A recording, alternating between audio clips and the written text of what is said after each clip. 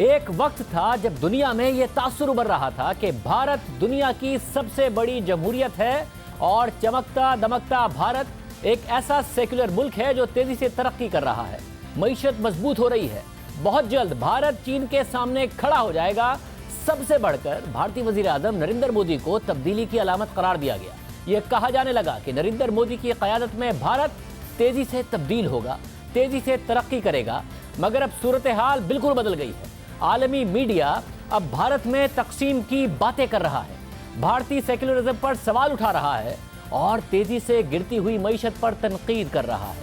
मगर ये अचानक हुआ क्या है, कैसे ये सब कुछ बदला, इसका तफसील से जायजा लेंगे। मगर सबसे पहले बात करेंगे भारत में होने वाली मुतनाज़े आईनी तरमीम की, जिसके बाद एक बार फिर से मोदी हुकूमत तनकीद की जद में है। भारतीय लोकसभा ने 12 घंटे की तवील बहस के बाद तारिकीन वतन की शहरियत से मुताल्लिक मुतनाज़े तरमीमी बिल कसरत राय से मंजूर कर लिया।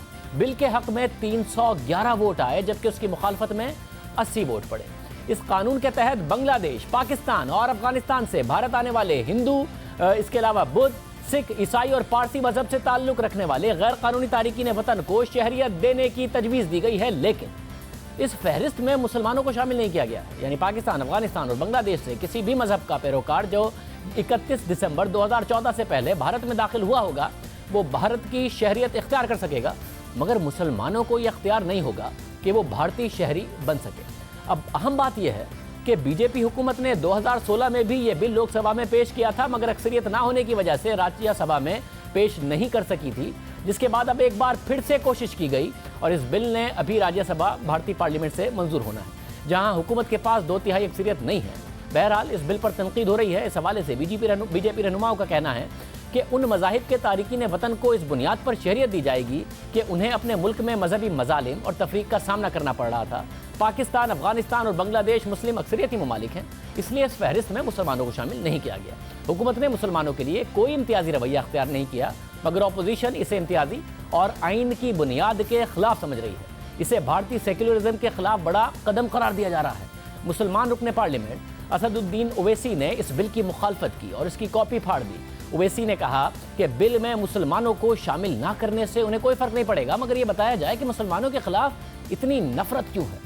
भारतीय अपोजिशन का एतराज़ है कि बीजेपी की जानिब से इस बिल को लाने का मकसद बंगाली हिंदुओं के वोट हासिल करना है। यह बिल भारतीय आइन के आर्टिकल 14 की खिलाफ वर्जी है। इस वक्त सूरत हाल यह है कि भारत के मुख्तलिफ शहरों में मुजाहरे हो रहे हैं, खासतौर पर शुमाल मशरकी रियासतों में मुजाहरे हो रहे हैं। 2014 से नरेंद्र मोदी इख्तिदार में है और मुसलसल भारत में इंतहा पसंदी फरोग पा रही है। भारतीय हुकूमत मुसलसल मुतनाज़े फैसले कर रही है। इस बिल से आसाम में बहुत ज़्यादा बेचैनी पाई जाती है। यह कहा जा रहा है कि यह बिल 1985 के आसाम के मुआहदे की खिलाफ वर्जी है, जिसके तहत 24 मार्च 2014 तक आने वाले बांग्लादेशियों को भारतीय शहरी करार दिया गया था। मगर अब 31 दिसंबर 2014 तक आने वाले हिंदू बंगालियों को तो शहरियत के लिए अहल करार दिया गया है, मगर मुसलमान इस सहूलत से महरूम रहेंगे।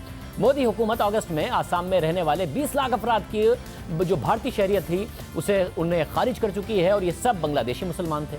बहरहाल नरेंद्र मोदी इसे बड़ी कामयाबी करार दे रहे हैं। बिल की मंजूरी के बाद उन्होंने ट्वीट किया कि खुशी हुई कि लोकसभा ने एक भरपूर और पुरजोर बहस के बाद शहरी तरमीमी बिल 2019 मंजूर कर लिया। मैं इस बिल की हिमायत करने पर मुख्तलिफ अरकान पार्लियामेंट और पार्टियों का शुक्रिया अदा करता हूँ। साथ ही भारतीय अपोजिशन जमात कांग्रेस के रहनुमा राहुल गांधी ने ट्वीट किया कि तरमीमी बिल भारतीय आइन पर हमला है। जो भी इसकी हिमायत कर रहा है वो हमारी कौम की बुनियादों पर हमला कर रहा है और इसे ख़त्म करने की कोशिश कर रहा है।